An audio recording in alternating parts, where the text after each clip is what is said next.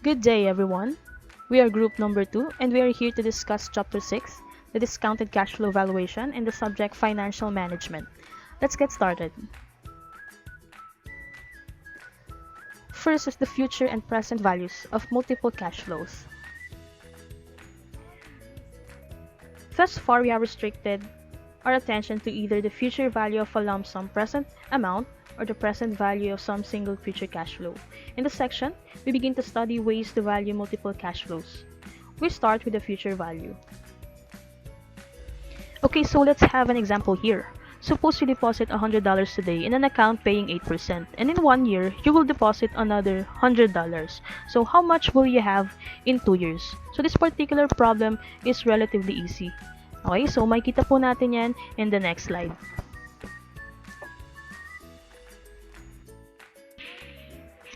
As you can see here, in the timeline, pinapakita po dito kung paano i-calculate ang future value ng $100 na dineposit natin for 2 years. So as we can see, the first $100 is in the timeline 0, and yung another $100 is nasa timeline 1. So you deposited $100 and after a year, magkakaroon siya ng profit ng 8%. So at the end of the first year, you will have $108 plus the second $100 you deposit for a total of $208.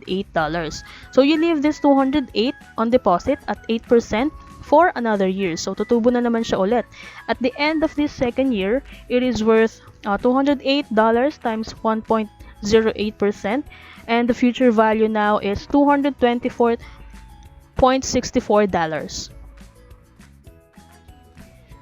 So let's have another example. So you think you will be able to deposit $4,000 at the end of each of the next 3 years in the bank account, paying 8% interest. So you currently have $7,000 in the account. So how much will you have in 3 years and in 4 years?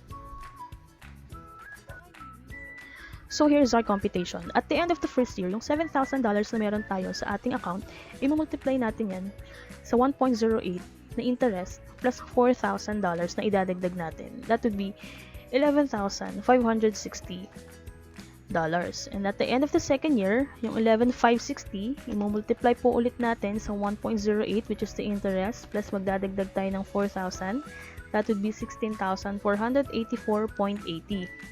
And repeating this for the third year gives $16,484.80. I-multiply ulit natin sa 1.08 plus magdadagdag tayo ng 4,000.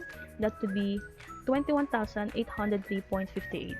So if you leave this on deposit for 1 or more year, at the end of the fourth year, you will have 21,803.58. Ita times po natin sa 1.08 na interest, and that will give you $23,547.87.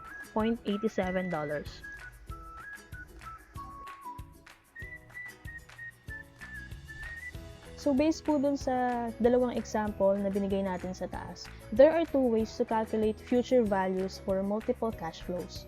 Number one is compound the accumulated balance forward 1 year at a time. So ito po yun, yung figure 6.2 and the figure 6.3. Number 2, calculate the future value of each cash flow first and then add them up. So both give the same answer, so you can do it either way. So here in figure 6.4, notice that we could have calculated the future value of each amount separately. Once again, be careful about the lengths of time. Okay? As we previously calculated, the first $100 earns interest for only 4 years. The second deposit earns 3 years interest, and the last earns 2 years interest. Okay, so total future value natin dito is $12,210.20. Okay, so let us now move on to the present value with multiple cash flows. We often need to determine the present value of a series of future cash flows. As with future values, there are two ways we can do it. We can either discount back one period at a time, or we can just calculate the present values individually and add them up.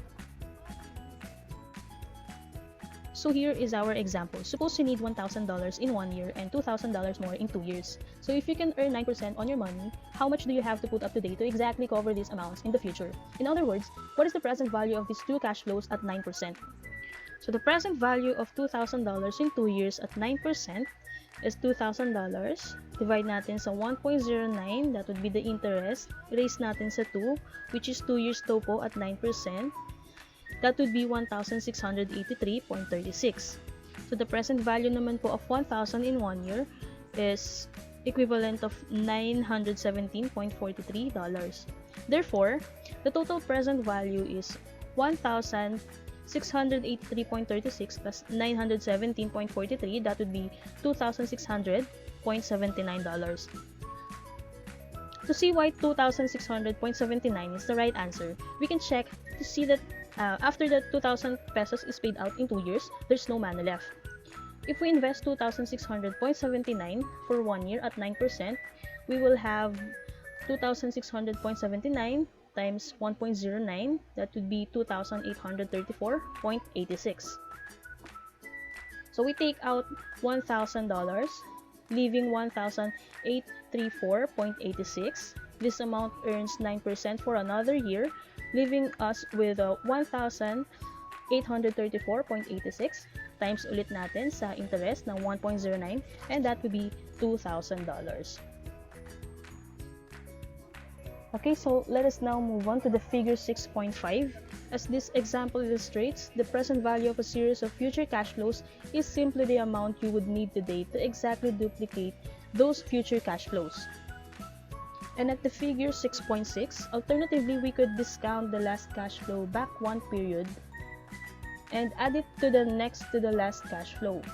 So that would be 1,000, divide natin sa 1.06 plus 1,000, that would be 943.40 plus 1,000 ulit, and that will give you 1,943.40. We could then discount this amount back one period and add it to the year 3 cash flow. So that would be 1,943.40 divided by 1.06%. Plus 1,000 again, that would be 1,833.40 plus 1,000. That will give you 2,833.40. This process could be repeated as necessary. Figure 6.6 illustrate this approach and the remaining calculation. Next, the question is, how much is it worth? So you're offered an investment that will pay you $200 in 1 year, $400 next year, $600 the next year, and $800 at the end of the 4th year. So you can earn 12% on very similar investments. What is the most you should pay for this one? So we need to calculate the present value of this cash flow at 12%. So taking them one at a time gives us $200 times 1. Divide natin sa 1.12. That would be the interest. So $200 divided by 1.1200, that would be 178.57. So sa year 2, 400 times 1 divided by 1.12 raised to 2 kasi po year 2 na to. And then it will give us $318.88. Year 3, 600 times 1.12 raised to 3. That would be 427.07, and plus 800 times 1 divided by 1.12 raised to 4, that would be $508.41. The total present value is $1,432.93. So if you can earn 12% on your money, then you can duplicate this investment's cash flows for $1,432.93. So this is the most you should be willing to pay. So next is just a note about the cash flow timing. In working present and the future value problems, cash flow timing is critically important. In almost all such calculations, it is implicitly assumed that the cash flow occur at the end of each period. So in fact, all the formulas we have discussed, all the numbers in a standard present value or future value table, and very important, the preset or the default settings on a financial calculator assume that cash flows occur at the end of each period. Unless you are explicitly told otherwise, you should always assume that this is what is meant. As a quick illustration of this point, suppose you are told that a 3-year investment has a first year cash flow of $100, a second year has a cash flow of $200, and a third year cash flow of $300. So you are asked to draw a timeline. Without further information, you should always assume that the timeline looks like this. There. Next would be the valuing level cash flows, annuities, and perpetuities. So here in annuities and perpetuities, we will frequently encounter situations in which we have multiple cash flows that are all the same amount. Like for example, the common type of loan repayment plan calls for the borrower to repay the loan by making a series of equal payments over some length of time. So almost all consumer loans such as yung mga car loans and home mortgages, they feature equal payment, usually made each month. So more generally, a series of constant or level cash flows that occur at the end of each period for some fixed number of periods is called an ordinary annuity. More correctly, the cash flows are said to be in ordinary annuity form. So annuities appear frequently in financial arrangements, and there are some useful shortcuts for determining their values. So next would be the present value for annuity cash flows. So the present value of an annuity refers to how much money would be needed today to find a series of future annuity payments. So because of the time value of money, yung sum of money received today is worth more than the same sum at a future date. So here's an example. Suppose we were examining an asset that promised to pay $500 at the end of each of the next 3 years. So the cash flows from these assets are in the form of a 3-year, $500 annuity. If we wanted to earn 10% from our money, how much would we offer for this annuity? Okay, so from the previous section, we know that we can discount each of these $500 payments back to the present at 10% to determine the total present value. So ito po yung computation. A present value is equal to $500. Divide po natin sa 1.1, the interest, and raise natin sa 1 because ito yung year 1. Plus 500 divided by 1.1 raised to 2, year 2 daw to, plus 500 divided by 1.1 raised to 3. So follow lang po yung computation and we will get $1,243.43.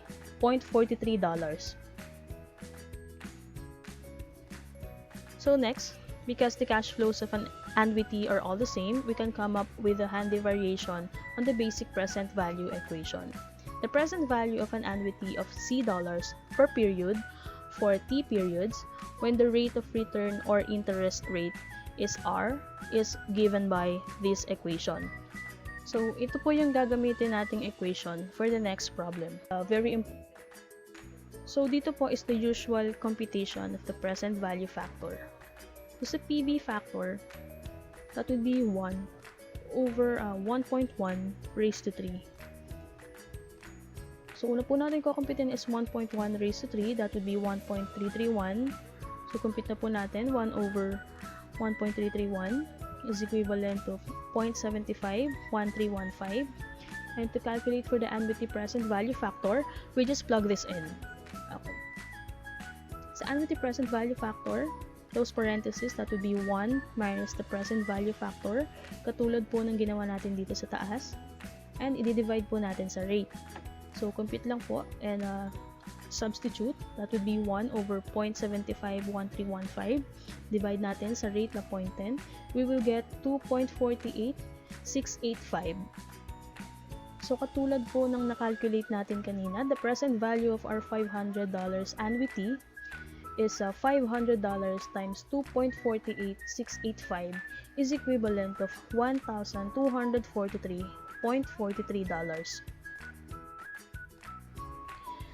Next would be the annuity tables. The annuity table is a tool used to determine the present value of an annuity.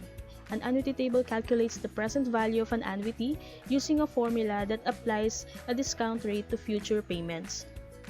Just as there are tables for ordinary present value factors, there are tables for annuity factors as well. So this table contains a few such factors.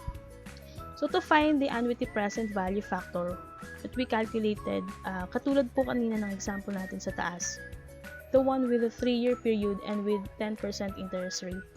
look for the row corresponding to 3 periods, and then find the column for 10%. The number you see at that intersection should be 2.4869. So, rounded to 4 decimal places po as we calculated. So, once again, try nyo po ito and calculate ng sarili nyo and compare your answers to the ones in the table to make sure you know how to. So, next would be the annuity present values. So, the annuity present value is the cash of all of your future annuity payments. The rate of return or discount rate is a part of the calculation. So, using a spreadsheet to find annuity present values is katulad po ng nasa screen. Okay, so the question is, what is the present value of $500 per year for 3 years and if the discount rate is 10%? So, we need to solve for the unknown present value. So, we use the formula PV. So, kukunin po natin yung payment amount per period. That would be $500. Number of payments, 3, because 3 years. And the discount rate of 0.1. So, the annuity present value would be $1,243.43. So, the formula entered in cell B11 is equal sign PV, close parenthesis, B9, B8, negative B7, 0, and close parenthesis. So, notice that the FP is 0 and that PMP has a negative sign on it. Also, notice that the rate is entered at a decimal and not a percentage. Next would be finding the rate. The last question we might want to ask concerns the interest rate implicit in an annuity. For example, an insurance company offers you to pay $1,000 per year for 10 years if you would pay $6,710 upfront. What rate is implicit in this 10-year annuity?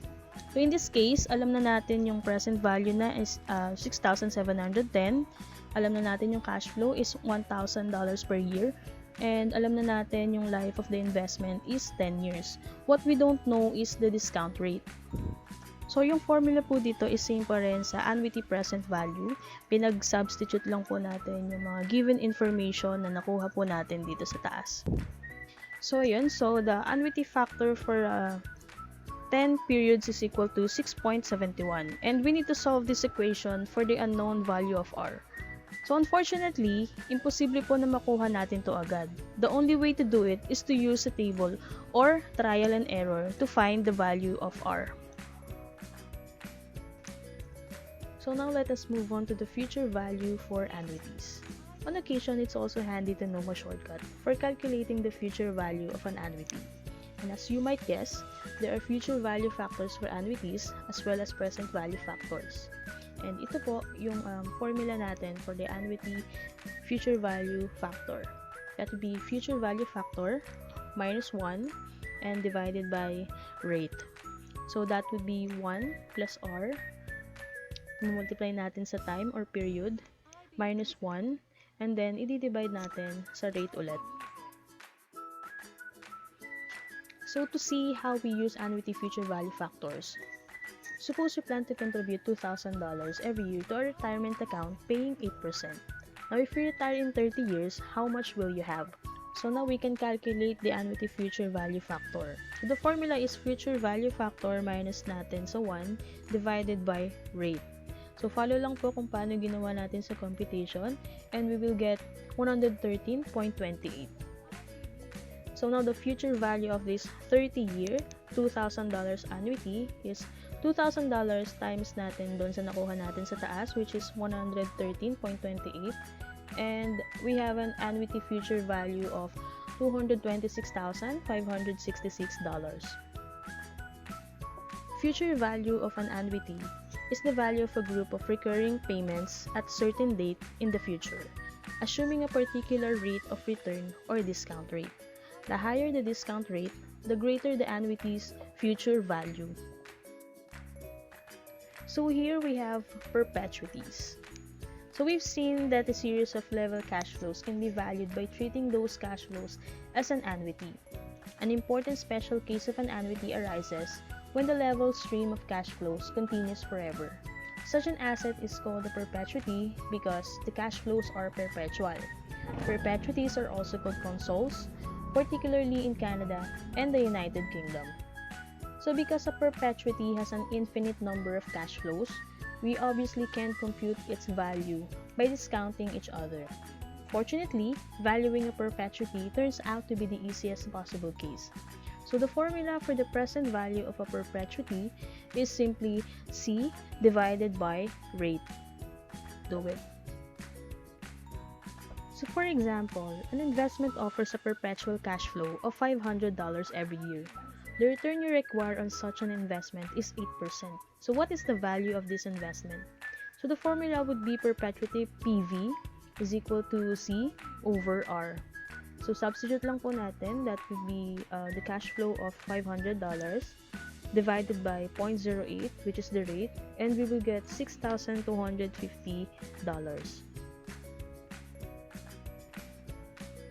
So next would be preferred stock.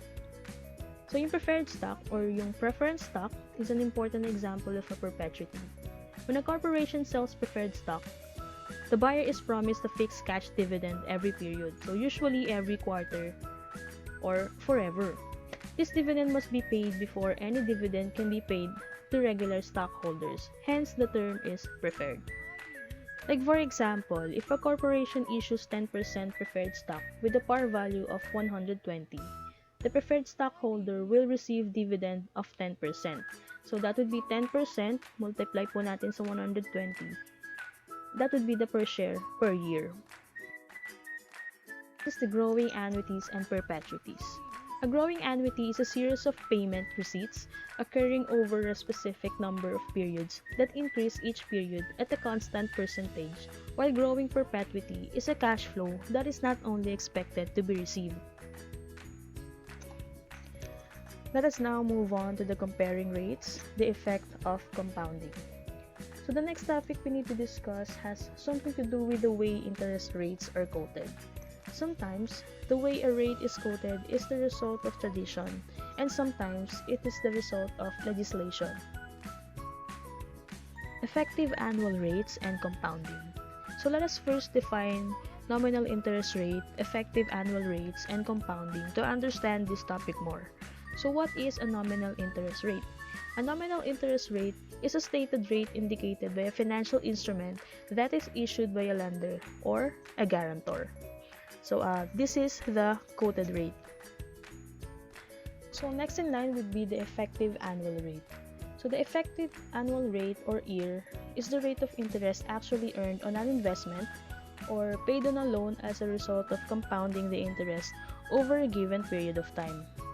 So to simplify EAR, ito yung yearly rate of interest ng mga investor, yung mga nare-receive nila, or pay after compounding. And last but not the least, a compounding period. A compounding period is the time period after which the outstanding loan or investment's interest is added the principal amount of said loan or investment. So dito naman po, depending on the terms agreed upon by the parties involved, the period can be daily, weekly, quarterly, or semi-annually. The formula for the effective annual rate is here in the screen, wherein the quoted rate is stated rate or the nominal rate, and M is the number of times the interest is compounded during the year. Calculating and comparing effective annual rates. So for example, suppose you've shopped around and come up with the following three rates. Sa Bank A, 15% compounded daily, Bank B, 15.5% compounded quarterly, and Bank C, 16% compounded annually. So to find the effective annual rates of these three banks, we will use the given formula for EAR. So this is the formula. As you can see, we divided the quoted rate, which is yung 0.15, by the number of times that our interest is compounded, which is the 365, because we have 365 days in 1 year. We then added 1 to the result and raised it to the power of the number of times the interest is compounded, which is 365 then. And lastly, we subtract 1. And now we will get 0.16179, or convert it into percentage, we will get 16.18%. So this is the EAR of Bank A. For Bank B, we'll follow the same process we did in Bank A.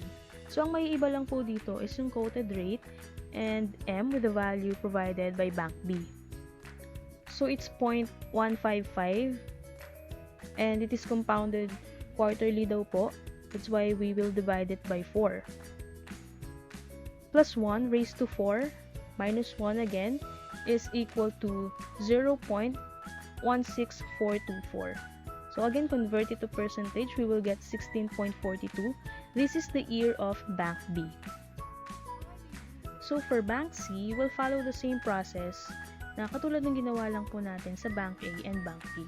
But again, we will replace the quoted rate and M with the value provided by Bank C. So it's 0.16, and because it is compounded annually, we divided it by 1. And then plus 1 raised to 1, and then minus 1 again, is equal to 0.16. And then again, convert it to percentage, we will get 16%. And this is the year of Bank C. So now, which of these is the best if you are thinking of opening a savings account? Which of these is the best if they represent loan rates? Now this example illustrates two things. One, the highest quoted rate is not necessarily the best. And number two, compounding during the year can lead to a significant difference between the quoted rate and the effective rate. So next is the annual percentage rate or APR. The interest rate charged per period multiplied by the number of periods per year. The confusion over APR arises because the lenders are required by the law to compute the APR in a particular way. By law, the APR is simply equal to the interest rate per period multiplied by the number of periods in a year. Like for example, if a bank is charging 1.2% per month on car loans, then the APR that must be reported is 1.2% times 12, that would be 14.4%. So an APR is in fact a quoted or stated rate in the sense we've been discussing.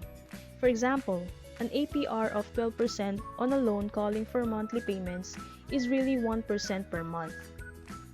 So the effective annual rate on such a loan is 12.68%, following the computation here in the screen.